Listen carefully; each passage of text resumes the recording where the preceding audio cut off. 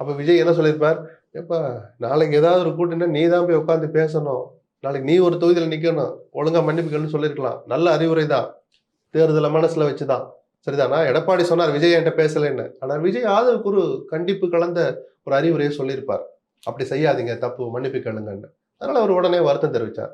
So பல விஷயங்கள கவனிச்சுட்டு பார்த்தா, அது மாரி அதிமுக மாவட்ட செயலாளர் கூட்டத்திலயும் விஜய கடுமையா விமர்சிக்காதீங்கன்னுலாம் ம். அவர்கள் அறிவுரை அப்படின்னு என்ன அர்த்தம்? தப்பு கிடையாது.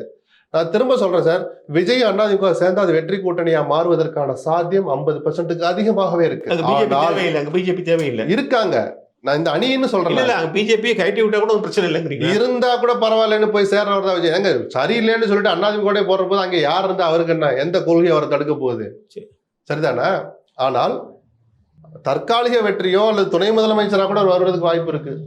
ஆனால் விஜய் என்கிற பிம்பம் அங்கே உடைப்படும். ஏன்னா அவரும் சேரல இவரும் சேரலன்னா கடைசியில் அங்கே போய் சொல்லிட்டு பதவியை வாங்கிட்டு போயிட்டாப்ல அப்படின்னு நினைப்பாங்கல்ல. மக்கள் ஒன்றும் முட்டாள்கள் இல்லைல்ல.